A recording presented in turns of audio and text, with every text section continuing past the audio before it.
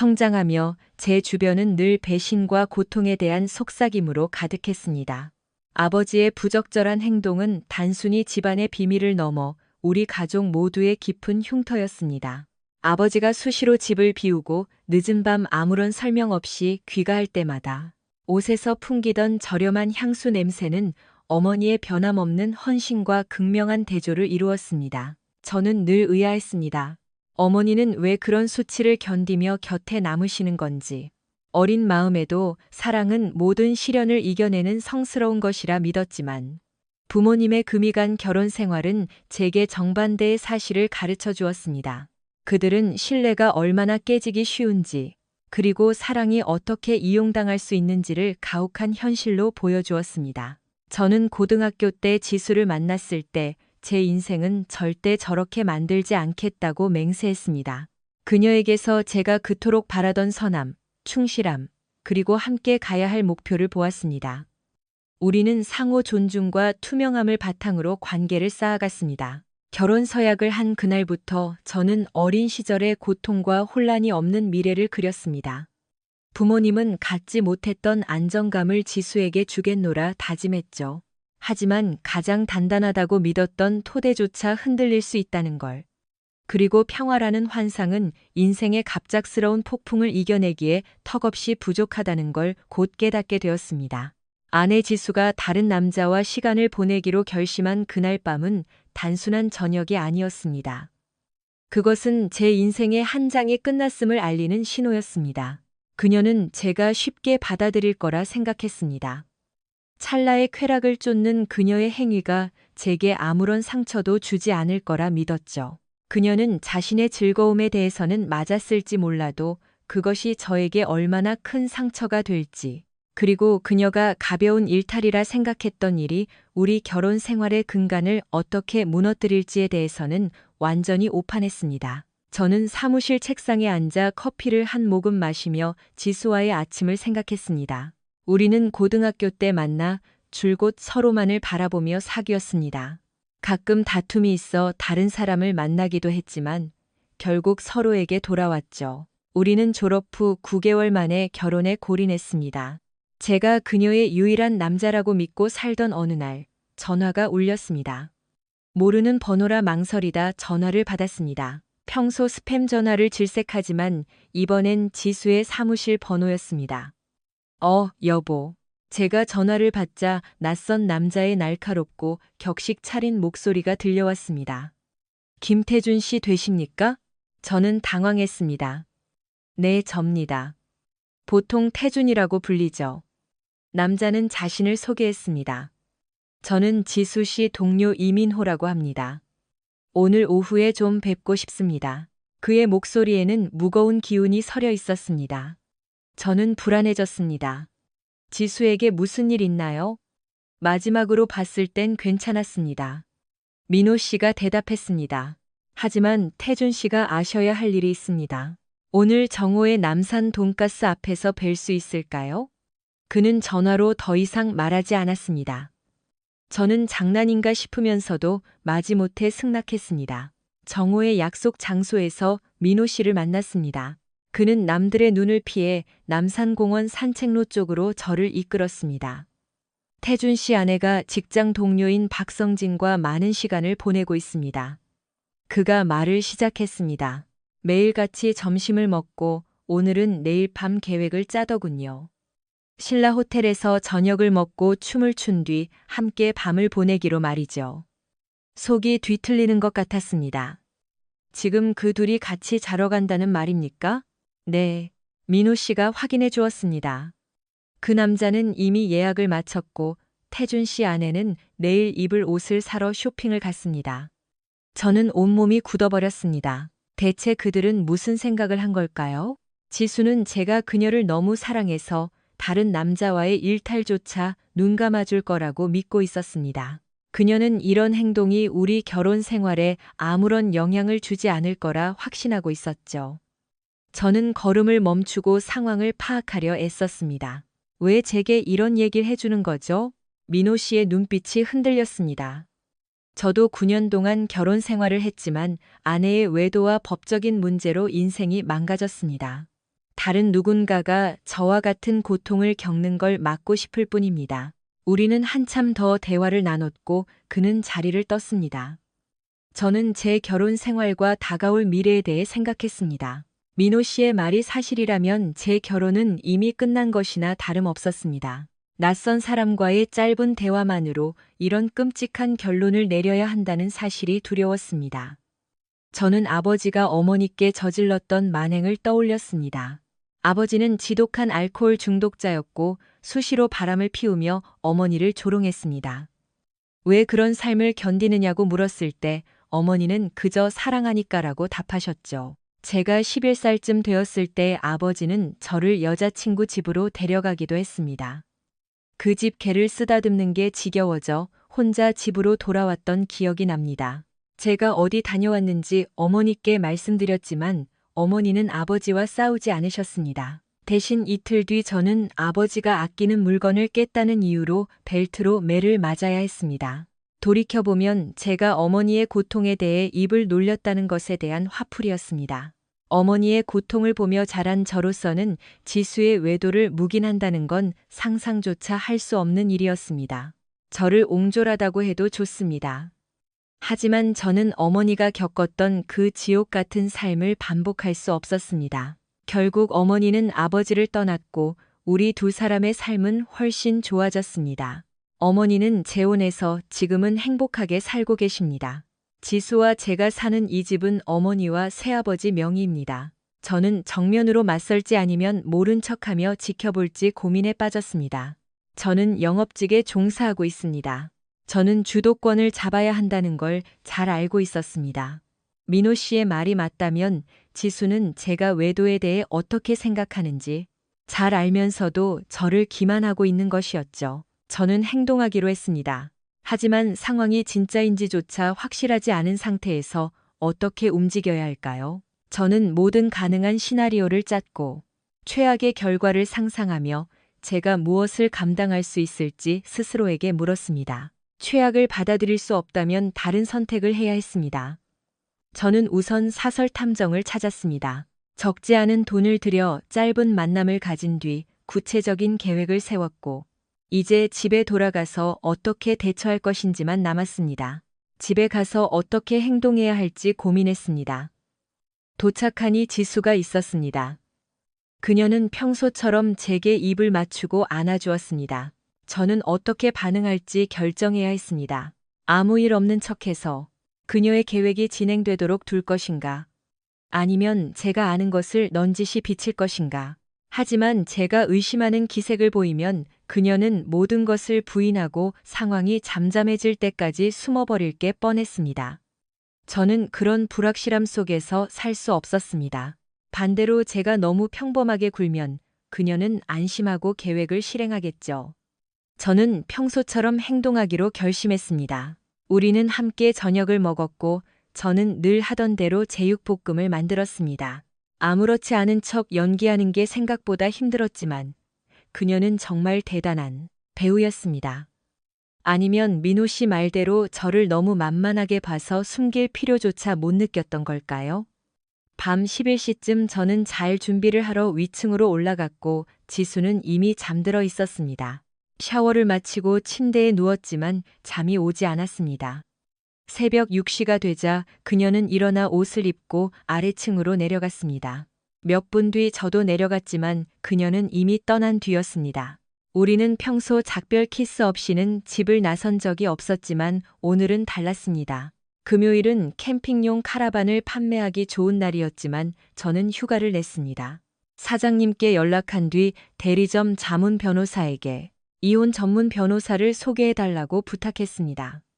그는 자신의 아내를 소개해주면서도 그녀는 바람피운 남편의 사건은 절대 맞지 않는다는 주의사항을 덧붙였습니다. 그가 아내에게 전화를 걸어준 덕분에 저는 변호사를 만나 이민호 씨와 나눈 대화를 털어놓았습니다. 변호사는 왜 낯선 사람의 확인되지 않은 이야기만 믿고 탐정까지 고용했느냐고 물었습니다. 저는 부모님의 결혼 생활과 제 가치관에 대해 말해주었습니다. 그녀는 민호 씨의 이야기가 사실인지 확인될 때까지 기다려보라고 조언하며 지수가 정말 그렇게 자신만만하다면 외도를 저지르면서도 잃을 게 없다고 생각할 것이라고 했습니다. 저는 어떤 형태의 외도도 용납할 수 없다고 단호하게 말했습니다. 작은 일이든 큰 일이든 지수가 정말 그 계획을 실행한다면 월요일이 되기 전에 그녀를 정리하고 싶었습니다.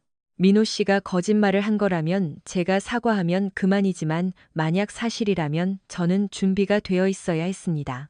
변호사는 필요하다면 오후 1시까지 서류를 준비해 두겠다고 약속했습니다. 저는 대리점으로 돌아와 노부부에게 캠핑카를 팔기 위해 애썼습니다.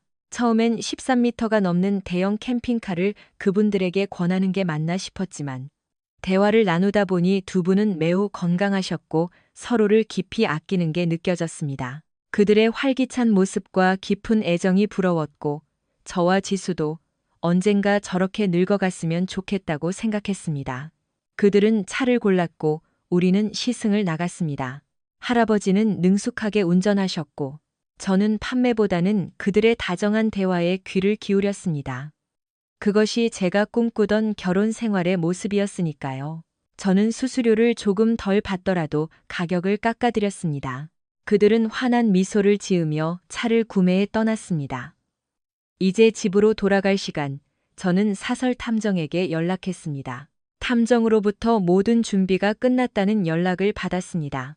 오후 5시 30분 차고에 차를 세웠습니다. 지수의 차는 제자리에 있었고 집안은 요리하는 소리 하나 없이 고요했습니다. 저는 침착하게 탐정에게 받은 서류 뭉치를 벽난로 선반 위에 올려두고 앉아서 기다렸습니다.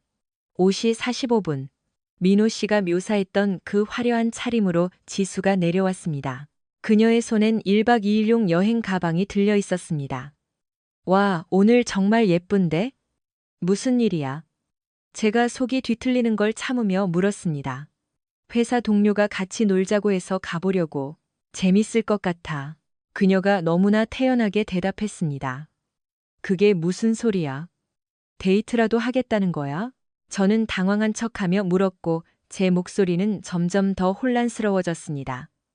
응. 그녀는 주저없이 대답했습니다. 우리는 당신이 내 인생의 유일한 남자였으니까 다른 남자랑도 자보고 싶다고 생각했어. 저녁 먹고 춤추고 호텔에서 자고 오려고. 저는 피가 거꾸로 솟는 기분이었지만 그녀는 너무나 평온했습니다. 지금 진심이야? 정말 다른 남자랑 밤을 보내겠다고? 난 허락 못해. 그게 대체 누구야? 무슨 소리를 하는 거야? 저는 쏟아부었지만 그녀는 대수롭지 않다는 듯 말했습니다. 별일 아니야. 그녀는 무심하게 손을 내저었습니다. 그냥 하룻밤 즐기는 거지 뭐. 내일 점심 전엔 돌아올 거고 그럼 아무 일 없던 것처럼 지내면 돼.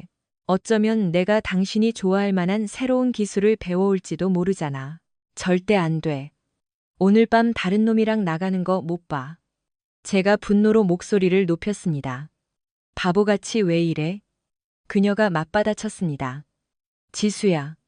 난 진지해. 지금 나가면 우리 결혼은 끝이야.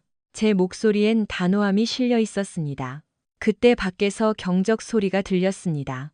왔나 보다. 그녀가 문 쪽으로 향했습니다. 제가 앞을 가로막았습니다. 제발 이러지 마. 제가 애원하듯 손을 뻗었지만 가야 해. 라며 저를 밀치고 제 볼에 가볍게 입을 맞췄습니다. 내일 정오 전엔 올 테니까 걱정 마. 그녀는 그대로 문을 나섰습니다. 지금 나가면 다시는 돌아올 곳 없을 거야. 제 경고에 심장이 내려앉는 것 같았습니다. 당신 오늘 정말 왜 그래, 바보같이. 그녀는 눈을 흘기며 말했습니다. 재밌게 놀다 올게. 저는 속으로 그래, 나도 참 재밌겠다라고 생각했습니다. 내일 얘기하자, 잘 자. 그녀는 키스를 남기고 떠났습니다. 저는 그녀가 차에 타는 모습을 보지 않았습니다. 저는 벽난로로 가서 녹음기를 끄고 위층에서 쓰레기 봉투 상자를 가져왔습니다. 거의 이 시간 동안 그녀의 흔적을 깡그리 지웠습니다. 옷장과 화장대를 비우고 금고에서 그녀의 출생 증명서, 졸업장, 주민등록증까지 다 꺼냈습니다. 모든 것을 차고 문 옆에 쌓아두고 가족 앨범, 학교 상장, 그리고 돌아가신 할아버지께 받은 청동 조각상까지 챙겼습니다. 냉장고에 붙어 있던 그녀의 자석들까지 다 떼어내 그녀의 차에 실어버리고 차를 마당 밖으로 밀어냈습니다. 저는 제 차를 차고에 넣고 그녀의 차 키를 운전석에 둔 채 길가에 세워두었습니다. 침대에 누웠지만 잠이 오지 않았습니다.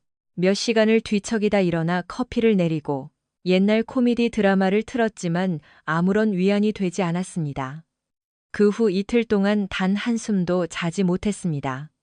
오전 11시가 되자 제 모습은 마치 좀비 같았습니다. 셋째 날, 저는 차이 부부와의 거래를 마무리하고 모든 서류를 정리했습니다. 11시 45분에 집에 도착하니 열쇠 수공이 새 자물쇠로 교체해 두었더군요. 사설 탐정도 와서 지난 18시간 동안 촬영한 영상을 건네주었습니다. 12시 30분, 거실에서 영상을 확인하고 있는데 초인종이 울렸습니다. 문을 여니 지수가 서 있었습니다. 이봐, 내 열쇠가 안 먹혀. 그리고 내 차는 왜 길가에 나와 있어? 그녀가 물었습니다. 문은 내가 걸어 잠갔어. 넌 이제 여기서 안 사니까. 열쇠가 안 맞는 거고. 내 차고에 내 차 두기 싫어서 밖으로 뺐어. 지금 뭐 하는 거야? 말 다 했어? 여긴 내 집이야. 그녀가 저를 밀치며 소리쳤습니다. 저는 차갑게 말했습니다. 어젯밤에 분명히 말했지. 그놈 차에 타는 순간 넌 돌아올 곳 없을 거라고. 네 짐은 다 차에 실어놨으니까 확인해봐. 그녀는 충격받은 표정으로 그게 라고 입을 뗐지만 저는 말을 끝내게 두지 않고 그녀의 면전에서 문을 쾅 닫아버렸습니다. 그녀가 문을 계속 두드리기에 다시 열었습니다. 한 번만 더 두드리면 경찰 불러서 주거침입으로 신고할 거야. 제 경고는 진심이었습니다. 당신 이럴 순 없어. 여기 내 집이라고. 그녀가 비명을 질렀습니다. 이 집은 우리 엄마랑 새아버지 명의야. 제가 대답했습니다. 그리고 두 분은 네가 더 이상 여기서 사는 걸 원치 않으셔. 이제 당장 꺼져. 그녀는 멍하니 서 있었고 저는 다시 문을 쾅 닫았습니다. 영상을 보러 돌아갔지만 분노가 식지 않았습니다. 잠시 후 창밖을 보니 지수가 차 안에 앉아 있었습니다. 물을 마시러 주방에 갔다가 결국 진토닉을 한 잔 말았습니다. 짜증이 극에 달했습니다. 그때 다시 초인종이 울렸습니다. 한 번이 아니라 끊임없이 울려대더군요. 저는 폭발 직전이었습니다. 모든 걸 부숴버리고 싶은 심정이었습니다. 저는 강아지 사료를 챙겨주며 그녀에게 할 말을 골랐습니다. 문을 여니 처제 지영이가 초인종을 누르고 있었습니다. 형부, 지수가 집 앞에서 울고 있잖아요. 대체 왜 이래요? 난 관심 없으니까 가서 내 언니나 챙겨. 저는 다시 문을 닫으려 했습니다. 하지만 지영이가 문을 붙잡고 버텼고 그 과정에서 그녀의 손이 문에 끼어 중심을 루이룻. 한 번만 더 초인종 누르면 손가락 다 부러뜨릴 줄 알아. 제가 경고했습니다. 지영이는 억지로 문을 밀어 열었습니다. 나랑 얘기 좀 해요. 저는 잠시 서 있다가 천천히 문을 열고 그녀를 안으로 들였습니다. 그녀가 저를 쳐다보았습니다. 형부가 지수를 정말 사랑하는 줄 알았는데 고작 사소한 다툼 때문에 집에서 쫓아내다니 믿을 수가 없네요. 사소한 다툼? 저는 비웃었습니다. 언니 말로는 형부랑 산책 문제로 말다툼하고 쫓겨났다던데요. 저는 한숨을 쉬었습니다. 그래, 지수가 나가고 싶어 했던 건 맞지. 그런데 지수가 직장 동료랑 나가고 싶어 했다는 말은 안 하던가? 저는 고개를 저었습니다. 그 둘이 저녁 먹고 춤추고 호텔방에서 밤을 보내기로 했다는 얘기도 못 들었나 보지? 저는 대답을 기다리지 않았습니다. 어젯밤 녹음했던 음성을 틀었습니다. 지영이는 그걸 듣더니 얼굴이 창백해졌습니다. 전혀 몰랐어요. 그녀가 고개를 저으며 중얼거렸습니다. 나도 몰랐지. 제가 퉁명스럽게 답했습니다. 그래서 이제 어쩔 거예요? 그녀가 조심스럽게 물었습니다. 이혼해야지. 제가 덧붙였습니다. 아니, 우리 결혼은 이미 끝났어. 지영이는 고개를 끄덕이고 일어섰습니다. 저는 그녀를 배웅했습니다. 그녀는 망설이는 눈빛으로 저를 보았고 저는 문을 열어 그녀를 내보냈습니다. 저녁 내내 그리고 일요일 하루 종일 저는 치즈 토스트와 진토닉으로 끼니를 때우며 자괴감에 빠져 있었습니다. 그때 또다시 노크 소리가 들렸습니다. 지영아, 내가 분명히 말했지. 한 번만 더 노크하면 손가락 부러뜨린다고 했잖아요. 그래서 노크 한 번만 했어요. 그녀가 말했습니다. 하루 종일 지수랑 얘기해봤는데 형부 말이 다 맞더라고요. 저는 그녀를 들여보내고 앉으라고 손짓했습니다. 그래서 무슨 일이 있었대? 아무 일도 없었다고 하더냐고 제가 물었습니다. 지영이는 고개를 끄덕였습니다. 그녀는 그날 밤이 엉망진창이었다고 시인했습니다. 호텔에 가서 술을 너무 많이 마셔 필름이 끊겼고 정신을 차려보니 자기가 무슨 짓을 하려 했는지 깨닫고는 그 남자에게 당장 집에 데려다 달라고 난리를 쳤다는 겁니다. 참 뻔한 소설이네. 저는 믿기지 않는 듯 중얼거렸습니다. 언니 말을 믿어요? 지영이가 물었습니다. 내가 믿는 건 지수랑 그놈이 며칠, 아니 몇 주 동안 이 일을 계획했다는 사실뿐이야. 그들은 충분히 시간을 들였어. 우리는 정말 가깝게 지냈고 그 남자는 저보다 제 결혼 생활에 대해 더 많이 알고 있었을 겁니다. 그들은 외도를 계획했고 실제로 무슨 일이 일어났든 그것은 명백한 배신입니다. 지영이는 침묵했습니다. 언니 말을 안 믿는 거죠? 안 믿어. 제가 단호하게 답했습니다. 아무 일도 없었더라도 용서 안 하실 건가요? 그녀가 확인하듯 물었습니다. 절대 안 해. 제 대답에 그녀는 문가로 걸어갔습니다. 이 일이 다 끝나면 우린 계속 친구로 남을 수 있을까요? 저는 깊은 한숨을 내쉬었습니다. 지수랑은 이혼할 거야. 그녀가 버티면 상황은 더 추해지겠지.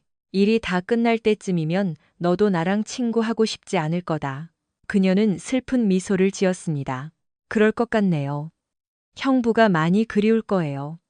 그녀는 제 뺨에 손을 얹고 반대쪽 볼에 가볍게 입을 맞춘 뒤 문을 닫고 떠났습니다. 토요일부터 제 휴대전화는 거의 꺼져 있었습니다. 지수는 수없이 연락을 시도하다 결국 포기한 듯 했습니다. 장인어른과도 통화를 했는데 그분은 성진이와 아무 일도 없었으니 큰 문제 삼지 말고 다시 잘 지내보라고 저를 설득하려 했습니다. 저는 지영이에게 했던 말을 똑같이 해주었습니다.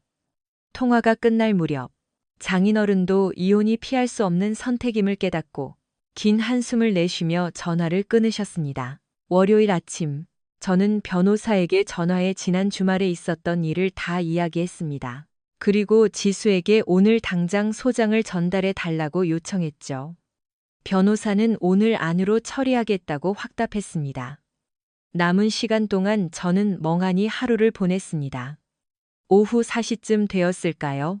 휴대전화가 울려 확인해 보니 지수의 사무실 번호였습니다. 저는 전화를 받았습니다. 안녕하세요, 태준 씨, 이민호입니다. 오늘 여기서 꽤 흥미로운 일이 있어서 알려드리려고요. 무슨 일이죠? 제가 궁금해하며 물었습니다. 지수 씨가 이혼 소장을 받았는데 그걸 읽자마자 그 자리에서 쓰러졌습니다. 119 구급차가 와서 병원으로 이송했고요.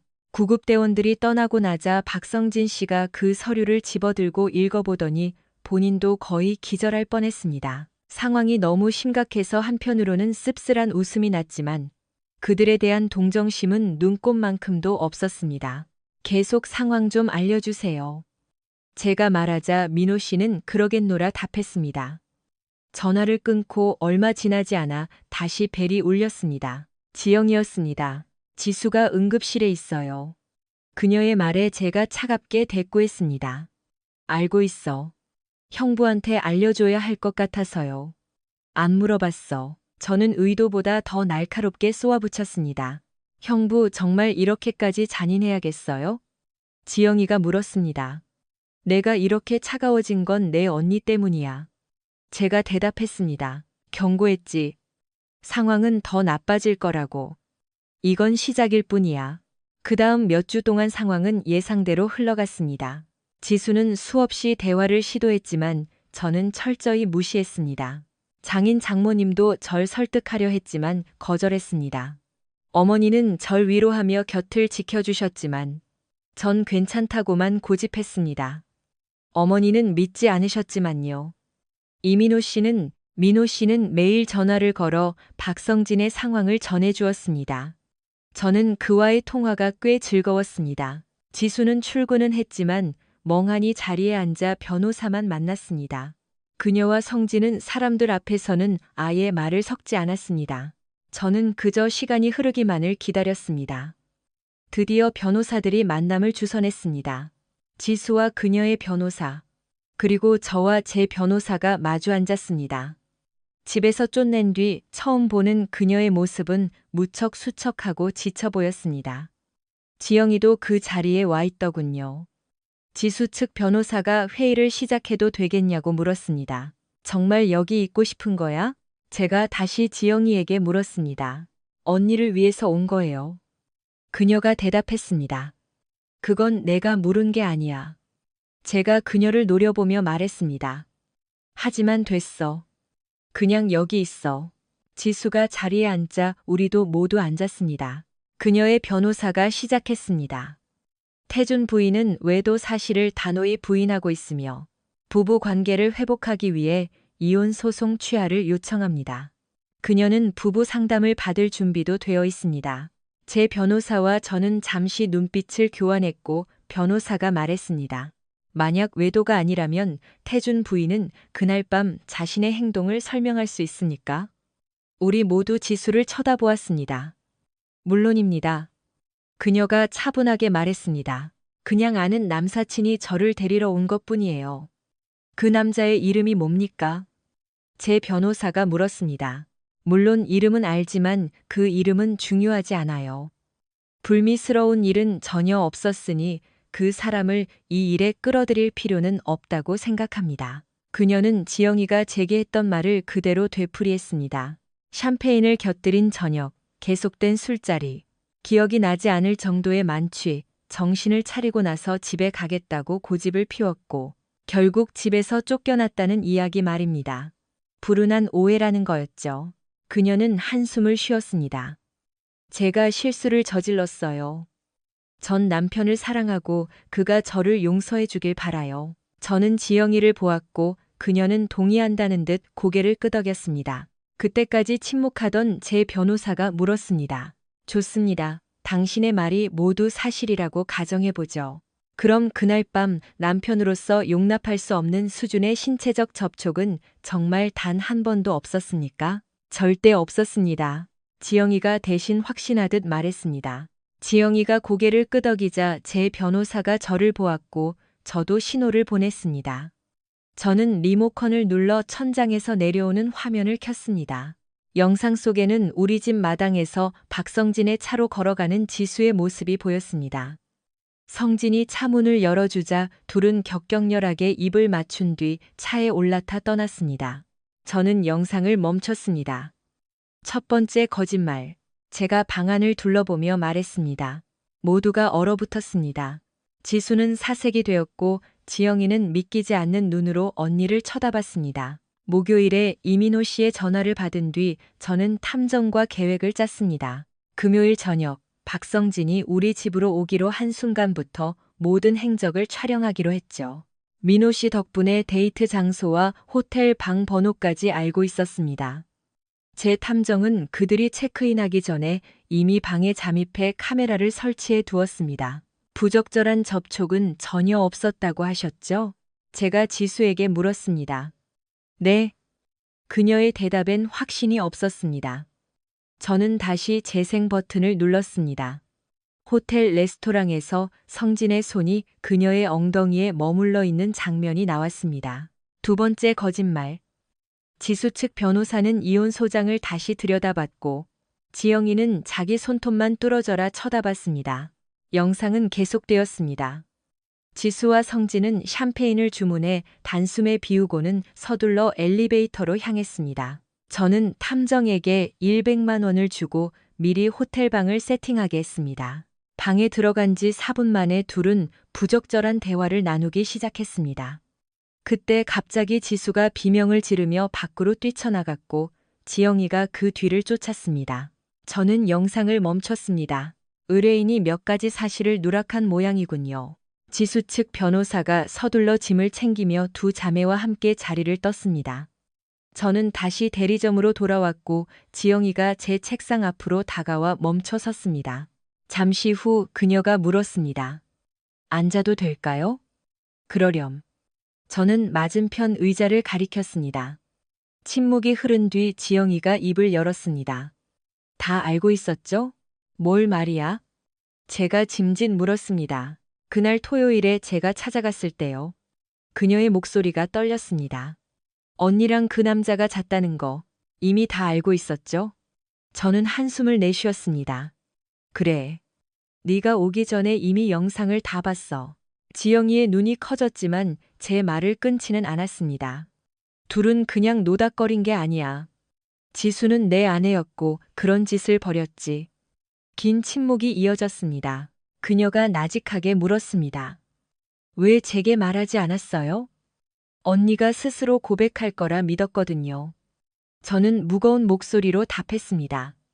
조용히 이혼해 주길 바랐어. 그랬다면 너나 가족들한테 이렇게까지 자세히 말하진 않았을 거다.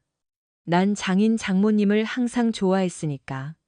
방 안엔 다시 무거운 공기가 감돌았습니다. 그때 제 휴대전화가 울렸습니다. 이민호 씨였습니다.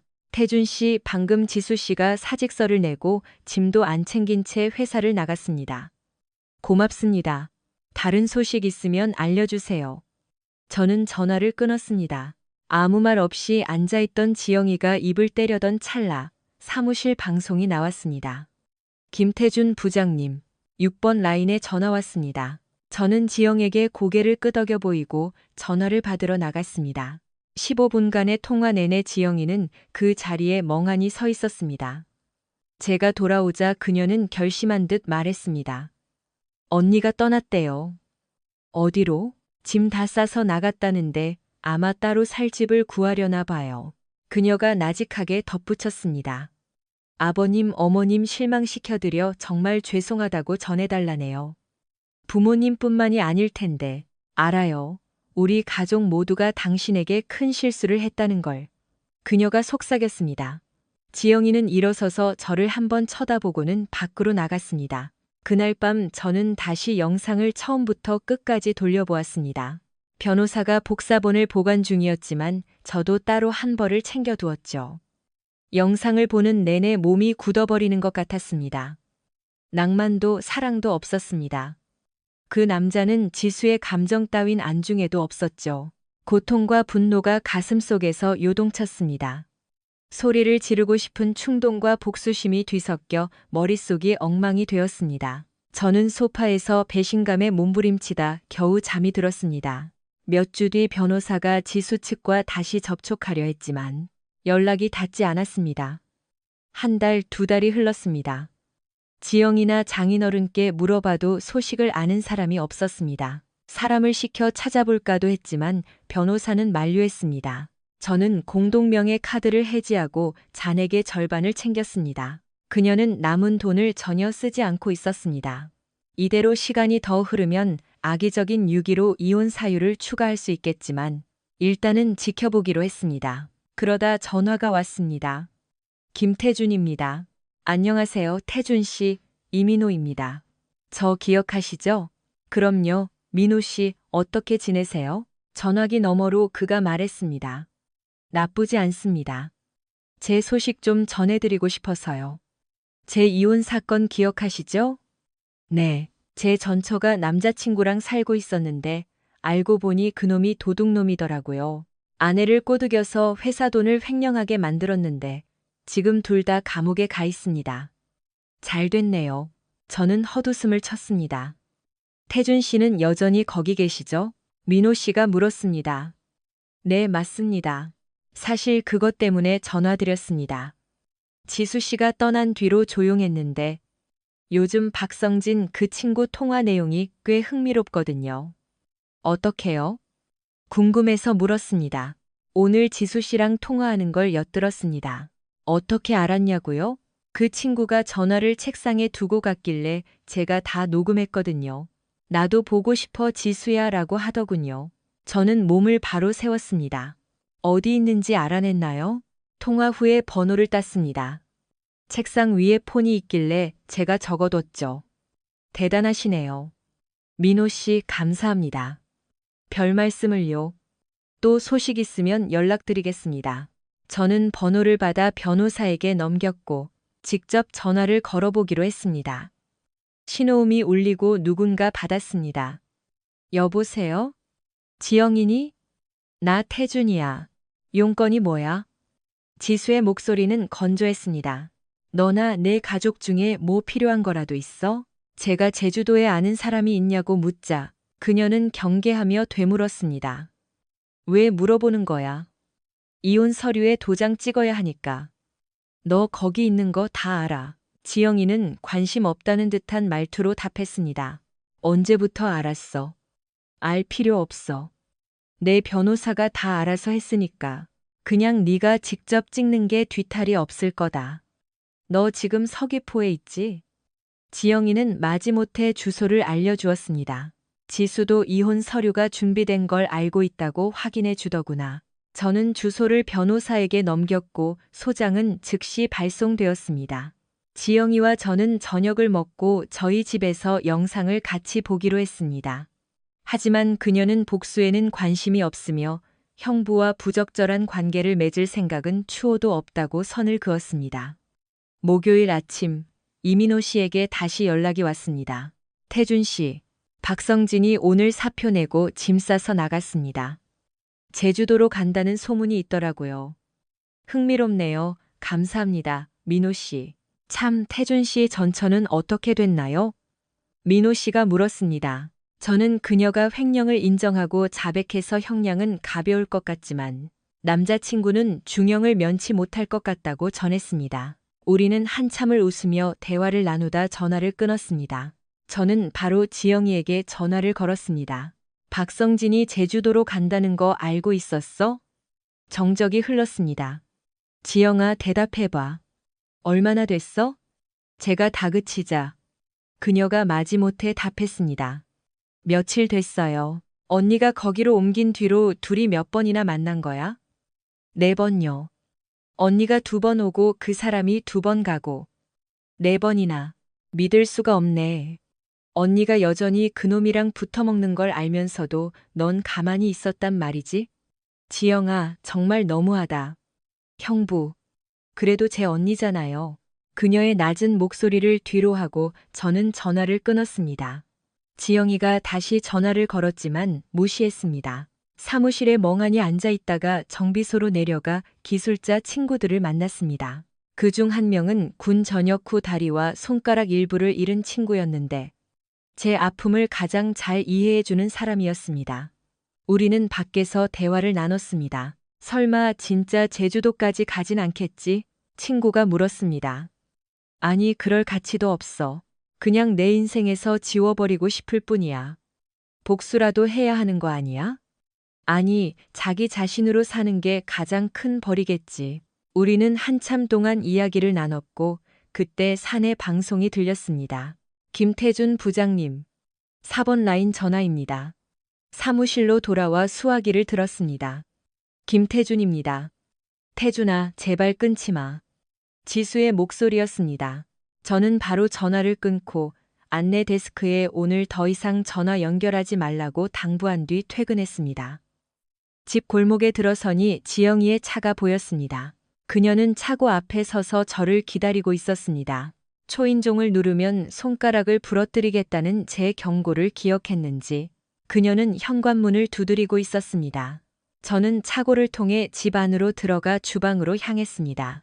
그녀는 멈춘지 않고 문을 두드렸고 저는 결국 문을 열었습니다.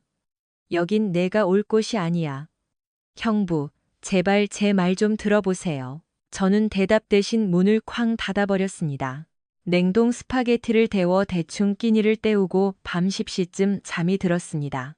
다음 날 아침 출근하려는데 지영이가 또 기다리고 있었습니다. 회사에서는 제가 소란을 피우지 않을 거라 믿은 모양입니다. 지나가려는 제 팔을 그녀가 붙잡았습니다. 태준 씨, 제발요. 저는 그녀의 손을 뿌리쳤습니다. 너희 자매한테 볼 일 없어. 그놈이랑 놀아나는 언니를 방치하고 입 닫았던 너도 똑같아. 셋 다 지옥에나 가버려. 그 후로 한참 동안 지영이를 보지 못했지만 그녀는 저희 어머니와 계속 연락을 주고받고 있었습니다. 이미 대리점 직원들도 소문을 다 알고 있었기에 하루하루가 고역이었습니다. 저는 늦게까지 사무실에 남아 다음 계획을 구상하다 집으로 향했습니다. 집에 도착하니 어머니께서 저녁을 먹으러 오라고 하셨습니다. 어머니는 파스타를 만들어 주셨는데 식사 도중 폭탄 선언을 하셨습니다. 오늘 지영이랑 통화했다. 엄마, 또 그 집구석 얘기 꺼내면 저 그냥 일어날 거예요. 제가 경고했습니다. 태준아, 네가 모르는 사실이 있어. 어머니의 목소리가 진지했습니다. 알 거 다 알아요. 지수는 바람을 피웠고 우린 이혼할 거예요. 그래, 하지만 지수가 임신했단다. 뭐라고요? 저는 식탁 의자에서 벌떡 일어났습니다. 어머니는 지수가 제게 말하지 말라고 신신당부했다고 하더군요. 저는 믿기지 않는 사실에 목소리가 떨렸습니다. 그래서 제 아내였던 사람 말만 듣고 아들 말은 무시하시는 거예요? 저는 배신감과 슬픔이 뒤섞여 따져 물었습니다. 내가 마음을 고쳐먹고 용서할 시간이 필요할 것 같아서 그랬단다. 용서요? 바람 피운 여자랑 살라고요? 엄마는 아버지가 어땠는지 다 잊으셨어요? 저는 분노를 참을 수 없었습니다. 태준아, 요즘은 세상이 변했잖니. 사람들이 좀 더 자유롭게 새로운 시도를 하기도 하고. 어머니의 변명에 저는 할 말을 잃었습니다. 아버지가 바람을 피울 때 그 지옥 같은 시간을 견뎌내셨던 분이 이제 와서 제 아내의 외도는 괜찮다는 식으로 말씀하시다니요. 어머니를 사랑하지만 그 순진함에는 진저리가 났습니다. 마치 스마트폰 시대의 잡상인에게 백과사전을 사는 꼴이었죠. 저는 집을 나와 대리점으로 향했습니다. 열쇠를 가지고 들어가 직원 휴게실 소파에 몸을 뉘었습니다. 새벽 5시가 다 되어서야 겨우 눈을 붙였습니다. 오전 10시 30분경 사장님이 저를 찾아 깨우셨습니다. 제가 휴게실 입구에 방해 금지 표지판까지 붙여놨는데 말이죠. 겨우 몸을 움직여 사장님 실로 갔습니다. 소파에서 자느라 허리는 끊어질 듯 아프고 샤워가 절실했지만 사장님은 제게 제안을 하셨습니다. 태준아, 너 좀 쉬어야겠다. 내가 도와줄게. 예전에 너한테 파란색 카니발 샀던 최 씨 부부 기억나지? 네, 기억합니다. 영감이 밴쿠버 여행 중에 심장마비로 쓰러지셨대. 지금은 고비 넘기셨는데 그 집 캠핑카를 집까지 끌고 올 사람이 필요하다는구나. 저는 완벽한 기회라고 생각했습니다. 내일 당장 떠날 수 있습니다. 비행기 표는 경리가 예약해 줄 거다. 법인카드로 경비 처리하고. 감사합니다. 짐 챙겨서 바로 출발할게요. 얼마나 걸릴까요? 운행은 4일이면 충분하지만 10일 정도 넉넉히 다녀와라. 그분들도 급할 거 없고 우리도 너 일찍 올 필요 없으니까. 계약건은 성훈이한테 넘겨두고 밴쿠버에 도착하자마자 병원으로 향했습니다. 할아버지는 온갖 의료 장치를 달고 누워 계셨습니다. 할머니는 투덜대는 할아버지를 극진히 보살피고 계셨습니다. 서로를 의지하는 그들의 모습에 저절로 미소가 지어지더군요. 할머니, 안녕하세요. 저 태준입니다. 어머, 태준 씨 왔네. 비행기 타고 오느라 고생 많았지? 할아버지가 입을 열려 하자 할머니가 가로막으셨습니다. 영감, 입 좀 다물고 계세요. 의사 선생님 말씀 잊었어? 할머니는 제게 윙크를 하셨습니다. 이 사람이 내가 말만 하면 박씨애사 핑계대고 입을 막는다니까. 우리는 할아버지가 잠드신 사이 많은 이야기를 나눴습니다. 간호사가 수시로 들어와 상태를 체크하더군요. 할머니는 캠핑카가 근처 캠핑장에 주차되어 있으며 손주들이 함께 와 있다고 하셨습니다. 손자는 이미 집으로 돌아갔고 손녀가 할아버지 퇴원 수속을 돕고 저와 함께 내려갈 준비를 하고 있다고 했습니다. 말이 끝나기 무섭게 손녀가 가방 2개를 들고 들어왔습니다. 저와 비슷한 연배의 예쁜 여성이었는데 저에게는 눈길조차 주지 않더군요. 할머니와 짧게 대화를 나누더니 할머니가 제게 말씀하셨습니다. 다혜가 지난 일주일 동안 우리 차를 몰았단다. 네가 운전하기 편하게 캠핑카까지 데려다 줄 거야. 준비됐어요. 다혜가 무뚝뚝하게 말했습니다. 할머니는 다혜야, 너무 그러지 마라. 태준 씨 좋은 분이다. 라고 덧붙이셨습니다. 태준아, 우리 다혜가 성격이 좀 까칠해도 이해해다오. 사실 우리랑 같이 있고 싶어 했는데 사장님이 너랑 같이 오라고 하셨나 보더라고. 가는 길에 설악산 구경도 좀 하고 그래라. 우리 다혜랑 약속한 거거든. 네, 노력해 보겠습니다. 저는 인사를 드리고 다혜와 함께 병원을 나섰습니다. 그녀는 차에 타는 내내 침묵했습니다.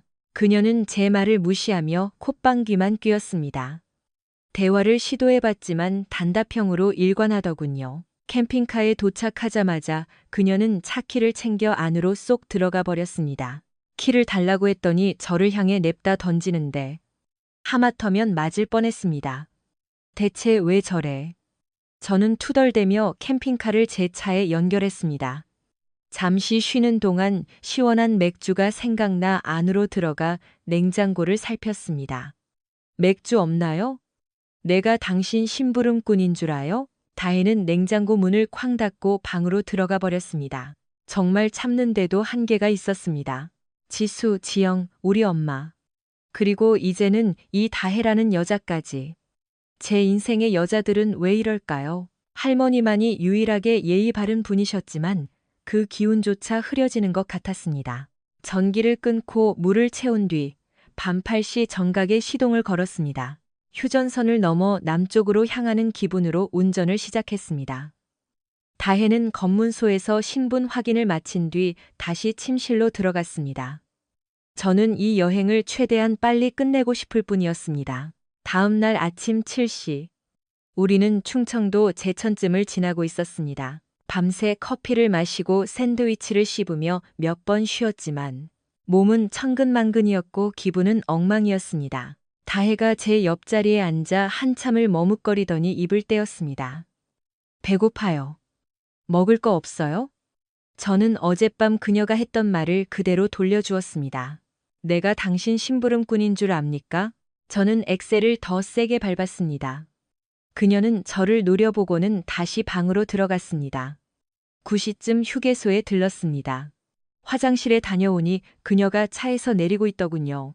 차에서 내리면 다시 못할 줄 아세요. 제가 경고하고는 정오쯤 다시 시동을 걸었습니다. 온몸이 쑤셔와 트럭들 사이에 차를 세우고 소파에 쓰러지듯 누웠습니다. 눈을 붙이자마자 깊은 잠에 빠졌습니다. 그러다 묵직한 엔진 소리에 잠이 깼습니다. 차가 움직이고 있었습니다. 시계를 보니 5시간이나 잤더군요. 다혜가 아주 속도감 있게 운전하고 있었습니다. 그녀의 운전 솜씨를 지켜보니 꽤 능숙해 보였습니다. 할아버지께 제대로 배운 모양입니다. 저는 커피를 한 잔 내려서 옆자리에 앉아 이 시간 동안 침묵 속에 길을 달렸습니다. 하지만 기름이 걱정되기 시작했습니다. 25시간 동안 평균 100km 속도로 달렸으니 500km는 좋게 왔을 텐데 이 육중한 차의 연비를 생각하면 기름이 바닥날 때가 됐거든요. 저기요, 기름 넣어야 할 것 같은데요. 제가 말을 걸었지만 대답이 없었습니다. 주유소 들러야 한다니까요. 여전히 묵묵부답이었습니다. 마침내 그녀가 쏘아붙였습니다. 당신 잠든 사이에 다 넣었거든요. 저는 머쓱해져 다시 소파로 돌아가 잠을 청했습니다. 그녀가 언제 먹고 마시고 생리 현상을 해결했는지 알 길은 없었지만 제가 자는 동안 완벽하게 상황을 통제하고 있었습니다. 3시간 뒤 경북 구미의 한 기사식당 근처에 차를 세웠습니다. 밤 10시가 넘은 시간이었죠. 샌드위치를 만들어 커피와 함께 먹으며 대구를 향해 달렸습니다. 밤새 운전에 단 한 번의 휴식만 취한 채 새벽 8시 대리점에 도착했습니다.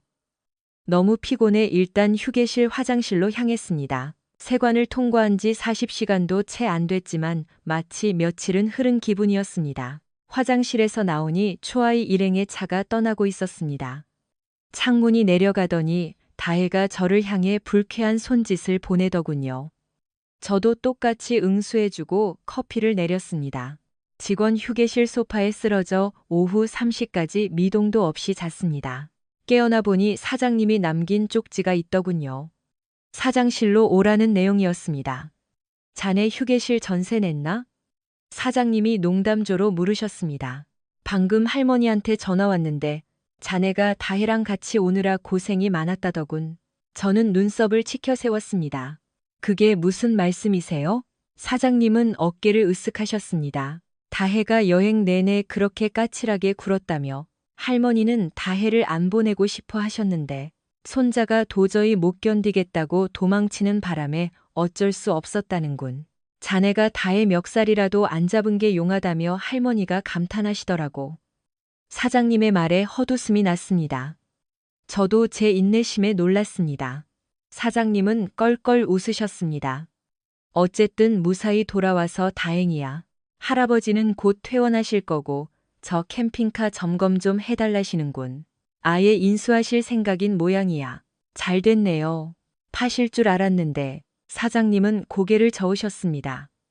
절대 아니지. 자, 이제 집에 가서 좀 쉬어. 휴게실도 자네한테서 좀 쉬어야지. 겨우 3일이었지만 마치 한 달은 떠나 있었던 기분이었습니다. 샤워하고 면도한 뒤 무려 30시간을 잤습니다. 정신을 차리고 전화를 확인하려는데 아차 싶었습니다. 제 전화기가 어디 있는지 생각조차 안 났거든요. 옷가지를 다 뒤져봤지만 전화기는 없었습니다. 사장님께 전화해 사장님, 혹시 휴게실이나 캠핑카 안에 제 폰 있는지 확인 좀 해주세요. 어디 흘린 것 같아요 라고 부탁했습니다. 잠시 후 사장님이 없다고 확인해 주시더군요. 이런. 저는 나지막이 읊조렸습니다. 고객 전화를 얼마나 놓친 거야? 대리점으로 출근해 급한 연락들부터 처리했습니다. 정오쯤 커피를 마시고 자리로 돌아오는데 다혜가 휴게실로 들어가는 게 보였습니다. 저는 재빨리 직원구역으로 몸을 숨기고 10분 정도 기다렸습니다. 사내 방송으로 제 이름이 울려 퍼졌습니다. 저는 커피를 한 모금 마시고 사장실로 향했습니다. 사장님은 다혜 씨가 제 휴대전화를 돌려주러 왔다고 말씀하시더군요. 할아버지 차에 떨어뜨렸던 모양입니다. 그때 사장님께 전화가 와서 잠시 자리를 비우셨습니다. 저는 다혜에게 고개를 끄덕여 보이고 전시장 쪽으로 그녀를 따라갔습니다. 그녀가 전화를 내밀었지만 저는 거리를 둔 채 바로 받지 않았습니다. 그녀는 몇 발자국 걸어와 근처 테이블 위에 전화기를 내려놓았습니다. 제가 그렇게 싫으세요? 그녀가 물었습니다. 네. 제 대답에 그녀는 아무 말 없이 떠났습니다. 제 자리로 돌아오자마자 밖에서 쾅하는 굉음이 들렸습니다. 나가보니 차 2대가 충돌하는 사고가 났는데 그중 한 대가 다혜의 차였습니다. 그녀는 부상을 입었지만 다행히 생명에는 지장이 없어 보였습니다. 구급대원들이 응급처치를 하는 동안 그녀는 저를 올려다보며 미소 지었습니다. 항상 제일 꼴불견일 때만 마주치네요. 그녀는 그 말을 남기고 의식을 잃었습니다. 구급차는 그녀를 싣고 떠났습니다. 저는 할머니께 연락해 상황을 전하고 안심시켜 드렸습니다. 그러자 할아버지의 차가운 목소리가 들려왔습니다. 팔 하나 부러졌다고? 목이 안 부러진 게 천만다행이구먼. 할머니는 제게 다혜 부모님께도 연락해달라고 부탁하셨고 저는 그대로 했습니다. 그러고 나서 휴대전화를 확인하니 메시지가 54통이나 와 있더군요. 대부분 어머니와 지영이 그리고 고객들의 연락이었고 이민호 씨의 메시지도 하나 있었습니다. 고객들 예약부터 잡고 남은 메시지들은 무시했습니다. 오후 5시에 퇴근했습니다. 집으로 가는 길에 병원에 들렀습니다. 안내 데스크에서 다혜의 병실을 찾아가니 그녀의 부모님이 와 계셨습니다. 다혜의 어머니는 저를 반갑게 맞아주셨지만 아버지는 다혜가 우리 여행 이야기를 입이 닳도록 하더라며 농담을 던지셨습니다. 다혜가 그 얘기를 멈추지 않을 거예요. 어머니의 말에 저는 분명 짜증났던 포인트들만 골라 말하겠지라고 생각했습니다. 짧은 대화 후 작별 인사를 하려는데 다혜 아버지가 전화해줘서 고맙다며 저를 붙잡으셨습니다. 저는 고개를 끄덕이고 병원을 나섰습니다. 텅 빈 집으로 돌아오는 길에 묘한 허탈감이 밀려왔습니다. 어머니께 전화를 할까 고민했지만 결국 하지 않았습니다. 그 고집은 몇 주간 이어졌고 어머니와 지영이의 연락을 모두 무시했습니다. 심지어 새아버지까지 연락해 오셨지만 어머니를 바꿔주려 하시기에 전화를 끊어버렸습니다. 변호사를 통해 지수의 사인이 담긴 이혼 서류가 도착했습니다. 지영이가 알려준 주소로 보냈던 것이죠. 빨간 펜으로 휘갈겨 쓴 그녀의 서명 옆에 임신에 대한 언급은 전혀 없었습니다. 그게 사실이라면 2달 뒤면 저는 완벽한 자유의 몸이 됩니다. 저는 혼자 사는 삶에 대해 생각하기 시작했습니다. 동시에 제 현재의 외로움도 뼈저리게 느껴지더군요. 젠장, 여자랑 안 본 지가 너무 오래됐어. 저는 자리에 앉기도 전에 샤워를 하고 저녁 약속 준비를 위해 욕실로 향했습니다. 옷을 다 입었을 때 전화가 울렸습니다. 여보세요, 태준 씨. 나 다혜 할머니예요. 안녕하세요, 할머니. 할아버지는 좀 어떠세요? 우리 로버트는 아주 팔팔해요. 벌써 다음 강원도 여행 계획을 짜고 있다니까요. 산길 운전이 좀 걱정되긴 하지만 걱정 마세요, 할머니. 할아버지 운전 실력이면 충분해요. 과속만 안 하시면 문제 없을 겁니다. 로버트가 산길 운전법 책을 아주 달달 외우더라고요. 할머니의 웃음 섞인 목소리에 저도 웃음이 났습니다. 저는 로버트 할아버지와 어쨌든 그 양반들은 참 좋은 분들이에요. 할머니가 말을 이으셨습니다. 이번 주 금요일 6시에 우리 집에서 바비큐 파티를 하려고 해요. 로버트 회복 축하 파티니까 꼭 와요. 아내분도 같이 데려오고 꼭 보고 싶네요. 저는 잠시 멈칫했습니다. 제 사생활에 대해 한 번도 말씀드린 적이 없었거든요. 다해도 말하지 않은 모양입니다. 초대해 주셔서 감사합니다. 저는 평정을 되찾고 대답했습니다. 꼭 가겠습니다. 전화를 끊고 나니 일주일이 활기차게 흘러갔습니다. 대형 캠핑카 3대를 팔았는데 그중 한 대는 유명 트로트 가수가 소유했던 최고급 사양이었습니다. 수수료 수입이 쏠쏠했죠. 저는 약속대로 금요일 저녁 6시 할아버지 댁 별장으로 향했습니다. 집은 웅장했고 마당에는 제가 밴쿠버에서 끌고 온 그 캠핑카가 위풍당당하게 서 있었습니다. 발렛 파킹까지 해주는 모습이 조금 생소했지만 기분 좋게 차를 맡겼습니다. 안에는 50명 정도의 손님이 와 계시더군요. 한 부인이 다가와 저를 안아주며 아내는 어디 있느냐고 물으셨습니다. 저는 지금 이혼 소송 중이라고 솔직히 말씀드렸습니다. 그 부인은 저를 자기 쪽으로 끌어당기며 그 아내가 바보네 라고 하시더니 제 어깨를 감싸고 사람들에게 데려가셨습니다. 예쁜 아가씨들을 소개해 주겠다는 말씀에 아차 싶었지만 저는 이곳에 어울리지 않는 사람이라는 걸 직감했습니다. 잠시만 머물다 가기로 마음먹었죠. 막 구운 소고기를 먹고 맥주를 비웠을 때 어떤 남자에게서 도망치듯 빠져나오는 다혜와 마주쳤습니다. 그녀가 여기 있을 줄 몰랐던 건 아니지만 마주치니 당황스러웠습니다. 그녀는 제가 피할 틈도 없이 제 팔을 붙잡았습니다. 태준 씨, 이리 와요. 그녀는 저를 서재 쪽으로 끌고 갔습니다. 그래요, 서재가 좋겠네요. 안으로 들어오자 그녀는 무척 화가 난 표정이었습니다. 저 남자 정말 재수 없어요. 내 행동이 문제라며 치료가 필요하다잖아요. 저는 밖으로 나가려 했습니다. 어디 가요? 그녀가 저를 불렀습니다. 가려고요. 저는 문 쪽을 향했습니다. 나 쫓아내기 전까지 말이에요. 그녀가 거의 애원하듯 물었습니다. 나도 저 남자 말에 동의하거든요. 저는 몸을 살짝 돌려 말했습니다. 저 사람이 사람들 앞에서 대놓고 할 말은 아니었지만 누군가는 해줘야 할 말이었죠. 젠장 태준 씨, 내 편 좀 들어주면 안 돼요? 그녀가 억울하다는 듯 소리쳤습니다. 왜요? 당신이 내게 했던 유일한 친절한 말은 당신이 사고 나서 길바닥에 피 흘리며 누워있을 때뿐이었잖아요. 저는 날카롭게 쏘아붙였습니다. 그녀는 소파에 털썩 주저앉았고 저는 그녀를 쳐다보지도 않은 채 서 있었습니다. 팔은 좀 어때요? 분위기를 가라앉히려 제가 물었습니다. 미치게 가려워요. 그녀가 중얼거리며 깁스 안으로 무언가를 쑤셔 넣었습니다. 효자손 같아 보이더군요. 이제 가봐야겠네요. 제가 문으로 향하자 태준 씨. 하고 그녀가 불렀습니다. 네, 제가 돌아보았습니다. 내가 얌전하게 굴겠다고 약속하면 나랑 저녁 먹어줄래요? 그녀가 나직하게 물었습니다. 저는 잠시 침묵하다 답했습니다. 다혜 씨, 저 지금 이혼 중이에요. 더 이상 골치 아픈 일 만들고 싶지 않고 제가 상황을 더 망칠 수도 있어요. 그러니 저녁 식사는 좋은 생각이 아닌 것 같네요. 토요일 아침, 저는 짐을 챙겨 떠났습니다. 나중에 어머니가 저희 집 문을 두드리셨고 저는 어머니를 안으로 들였습니다. 내가 곰곰이 생각해 봤는데 내 말이 맞다. 어머니가 말씀하셨습니다.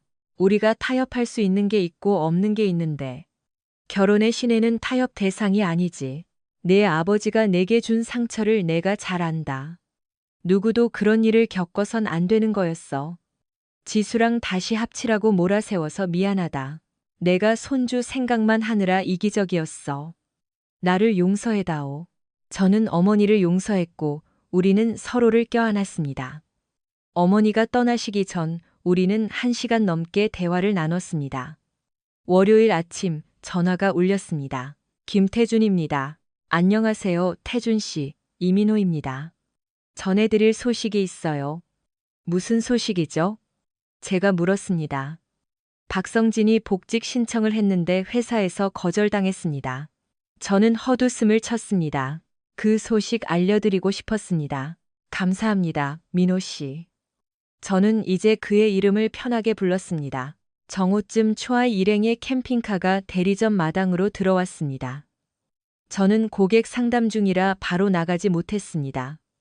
30분 뒤 고객을 보내고 캠핑카로 향했습니다. 다혜가 문을 열어주더군요. 어서 와요. 그녀가 말했습니다. 저는 안으로 들어가 운전석을 피해 왼쪽에 앉았습니다. 자리에 앉자마자 주방에서 맛있는 라자냐 냄새가 풍겨왔습니다.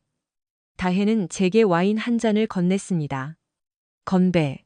그녀가 잔을 들어 올렸고 우리는 함께 한 모금 마셨습니다. 와인 맛이 훌륭했습니다.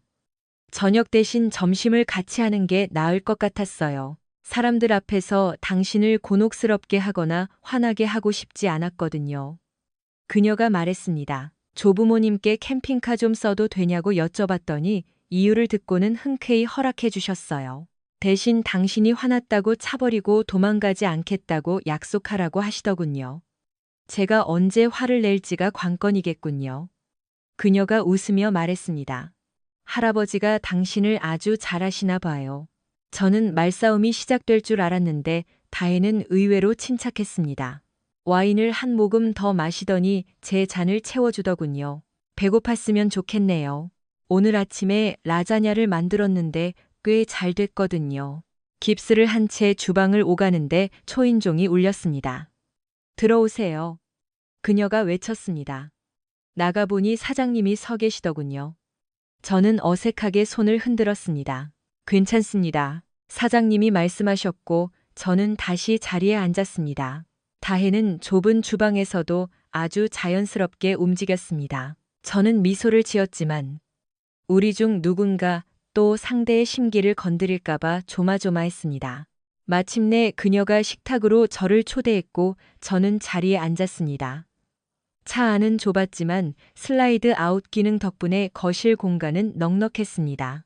우리는 식사를 하며 이야기를 나눴고 맥주도 한 병 나누어 마셨습니다. 신기하게도 서로를 자극하는 일은 없었습니다. 몇 시간 뒤 저는 업무로 복귀하기로 했습니다. 고마워요, 다혜 씨. 뜻밖의 즐거운 시간이었고 음식도 최고였어요. 별 말씀을요. 그녀가 저를 문 앞까지 배웅했습니다. 제가 내리려는데 그녀가 다가와 제게 가볍게 입을 맞췄습니다. 둘 다 얼어붙었죠. 저녁 약속은 아직 유효한가요? 그녀가 장난기 어린 눈으로 물었습니다. 오늘 저녁 7시 어때요? 그녀가 주소를 적어주었고 저는 떠나려 했지만 우리는 다시 한번 입을 맞췄습니다. 그렇게 10분을 더 지체하고서야 차에서 내렸습니다. 차 밖으로 나오니 전시장 창가에서 사장님을 포함한 6명의 직원이 저를 쳐다보고 있었습니다. 제가 그들을 발견하자마자 다들 뿔뿔이 흩어졌지만 사장님만은 문을 열어 저를 맞아주셨습니다. 자, 저는 오늘 저녁 데이트 준비하러 갑니다. 제가 웃으며 말했습니다. 10분 뒤 다혜는 캠핑카를 몰고 주차장을 빠져나갔습니다. 그녀의 집으로 가는 길에 전화가 왔습니다. 태준아, 너희 둘이 아주 난리가 났다며. 할머니의 목소리였습니다. 여보세요, 할머니.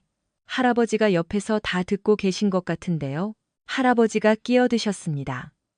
우리도 너희 얘기 좀 들어보자. 저는 점잖은 사람이라 사생활은 비밀입니다. 제가 웃었습니다. 웃기지 마라. 할아버지가 소리치셨습니다. 말 조심해. 할머니가 할아버지를 꾸짖으셨습니다. 그러더니 말을 이으셨습니다. 다혜가 캠핑카 좀 쓰겠다고 할 때부터 좀 수상했어. 알고 보니 너한테 라자냐를 해주겠다고 그렇게 공을 들인 거더구나. 다혜 씨가 요리를 할 줄 알 줄은 몰랐어요. 제 말에 다혜의 얼굴이 붉어지는 게 보였습니다. 그렇단다. 솜씨가 아주 좋아. 할머니가 말씀하셨습니다. 그때 할아버지가 다시 끼어드셨습니다. 다혜는 겉으론 드세 보여도 속은 참 여린 애란다. 상처도 많이 받았고 그래서 자기를 지키려고 저렇게 행동하는 거야. 그러니 우리 다혜 너무 아프게 하지 마라. 알겠습니다. 제가 대답했습니다. 할아버지의 걱정이 조금 과하다 싶었지만요. 너무 걱정 마세요. 제가 안심시켜드렸지만 전화를 끊기도 전에 다시 벨이 울렸습니다. 오빠, 나 지영이야. 전화기 너머 지영이의 목소리가 들렸습니다. 순식간에 짜증이 밀려왔지만 평정심을 유지하려 애썼습니다. 무슨 일이야, 지영아? 오빠가 알아야 할 것 같아서. 지수가 박성진을 집에서 쫓아냈는데 오늘 그놈이 다시 찾아와서 언니를 때렸대요. 언니 지금 병원 응급실에 있고 코뼈도 부러지고 상태가 안 좋아요. 박성진은 유치장에 갇혔고요. 가슴이 덜컥 내려앉았습니다. 아기는? 아기는 괜찮아? 제가 떨리는 목소리로 물었습니다. 언니가 거짓말한 거였어요. 지영이가 건조하게 답했습니다. 임신 아니었대요. 저도 이제 언니한테 질렸어요. 이혼 절차 끝날 때까지는 그래도 내 아내인데. 제가 말하자 지영이가 말을 끊었습니다.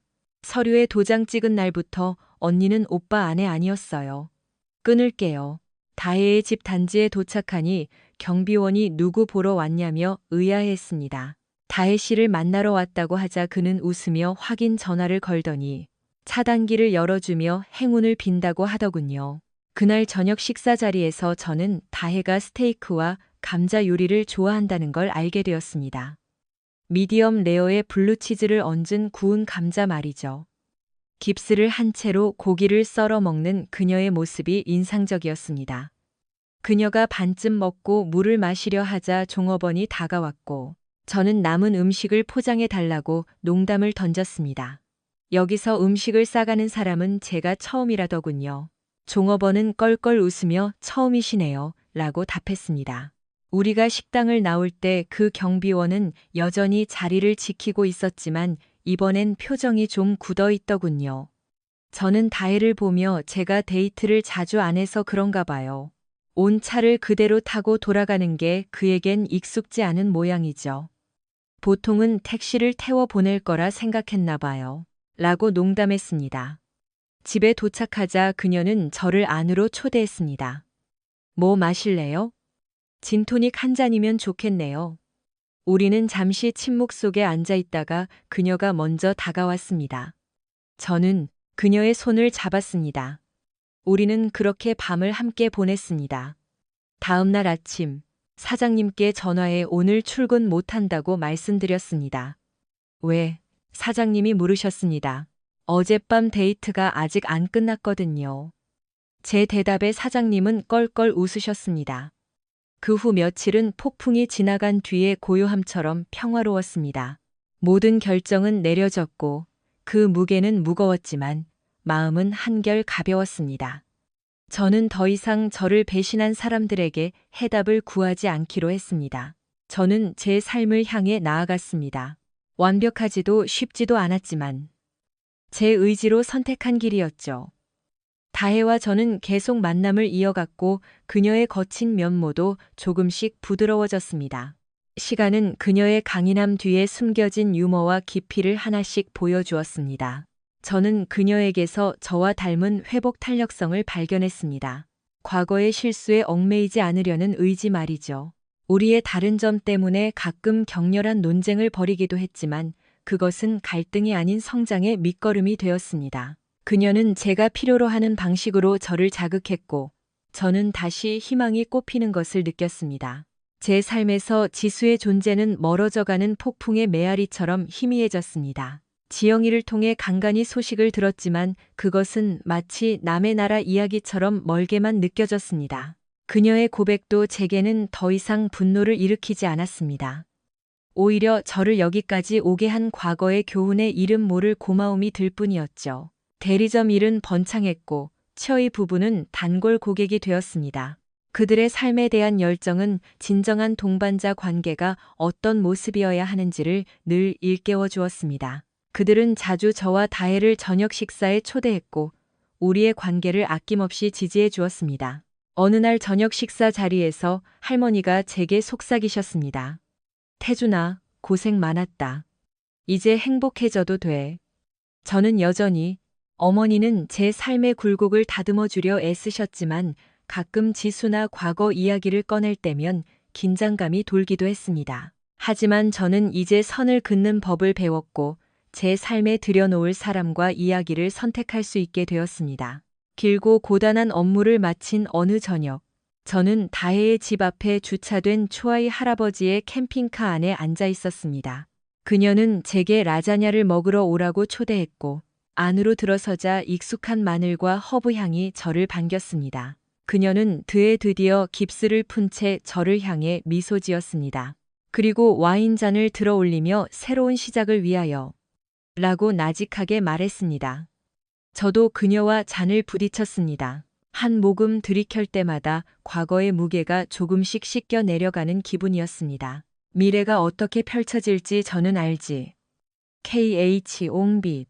하지만 수년 만에 처음으로 저는 더 이상 다가올 내일이 두렵지 않았습니다. 음악 박수. 음악 박수. 음악, 음악, 음악, 음악. 성장하며 저는 늘 배신과 고통의 속삭임에 둘러싸여 있었습니다.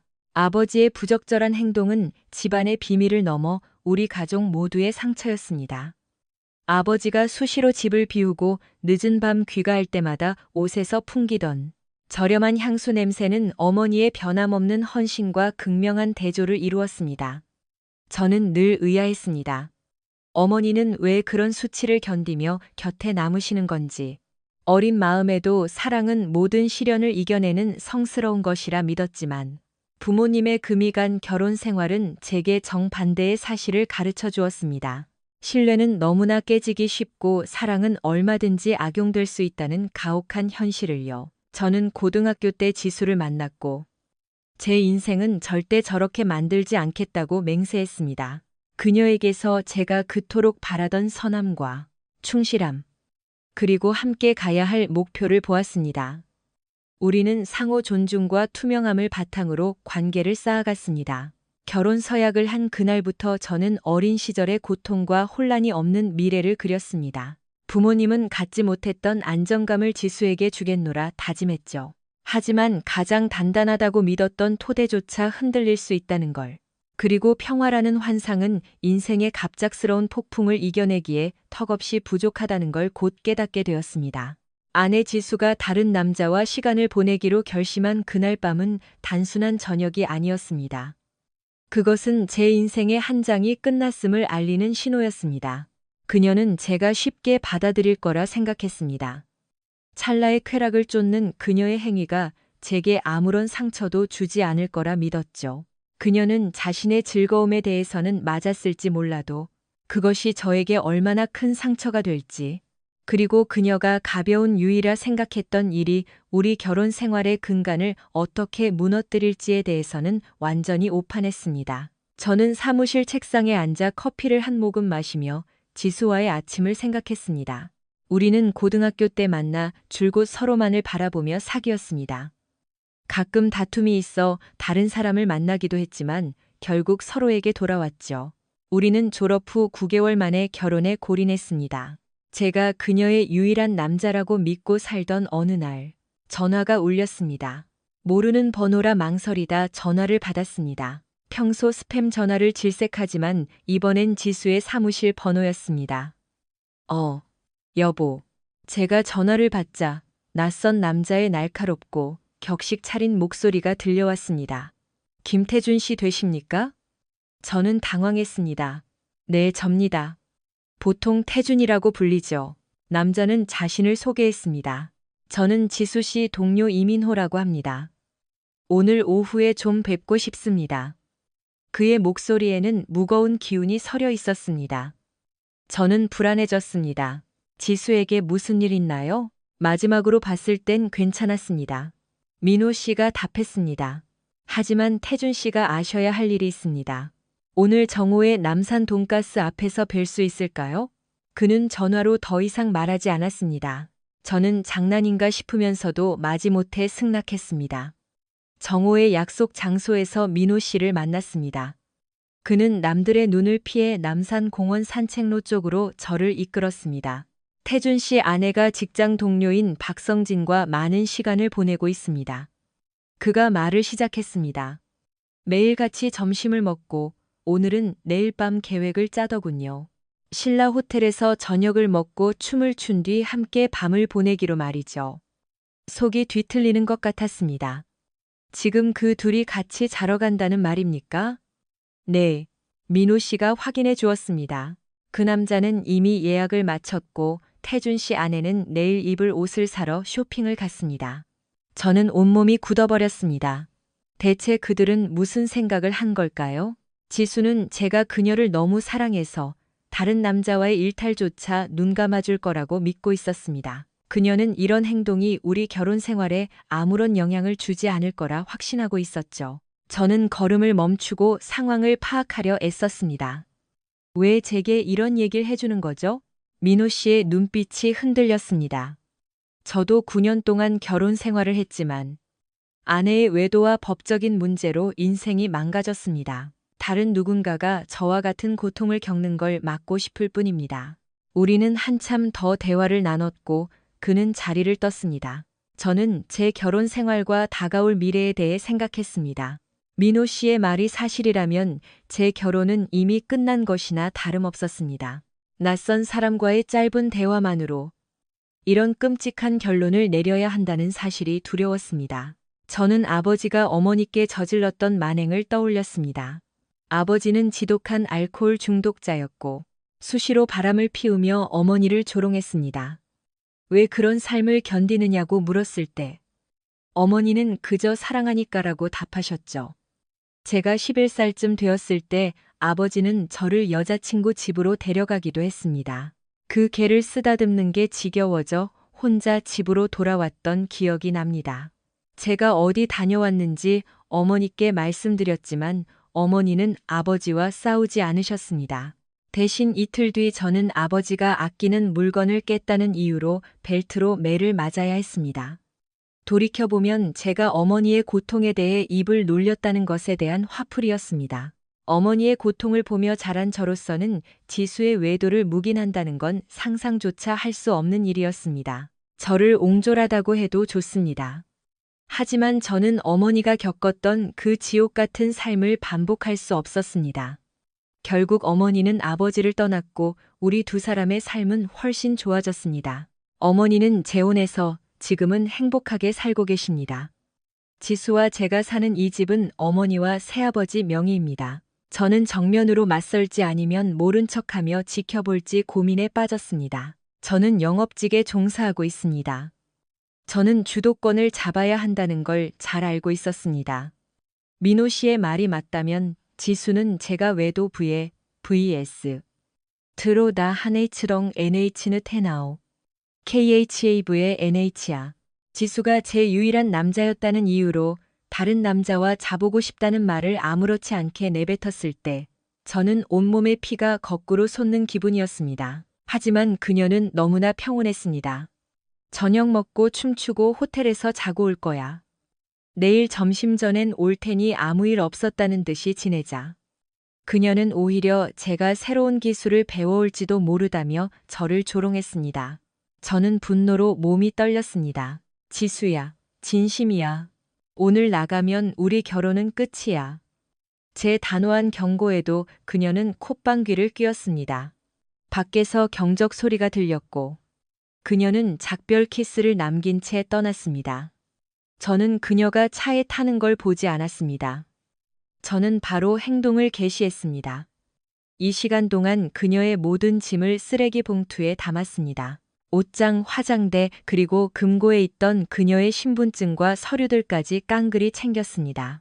앨범과 상장, 할아버지의 조각상까지 모두 챙겨 그녀의 차에 실었습니다. 냉장고에 자석 하나까지 남기지 않았죠. 그러고는 그녀의 차를 마당 밖 길가에 세워두고 차키를 운전석에 두었습니다. 이틀 밤을 꼬박 세웠습니다. 커피와 옛날 드라마로 버텼지만 마음은 너덜너덜해졌습니다. 셋째 날 오전 11시, 저는 멍한 상태로 업무를 마무리하고 있었습니다. 자물쇠 업자를 불러 현관 열쇠를 바꿨고 탐정에게서 지난 18시간 동안의 생생한 외도 영상도 받았습니다. 12시 30분 영상을 확인하고 있는데 초인종이 울렸습니다. 지수였습니다. 열쇠가 안 맞아. 내 차는 왜 길가에 있어? 그녀의 외침에 저는 냉정하게 답했습니다. 넌 이제 여기서 안 살아.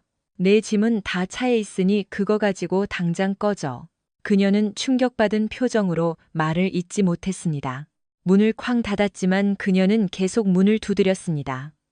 다시 문을 열고 경고했습니다. 한 번만 더 두드리면 경찰 불러서 주거침입으로 신고할 거야. 여긴 우리 부모님 집이고 넌 주거침입이야. 그녀는 길가 차 안에서 한참을 울었습니다. 제 분노는 식지 않았습니다.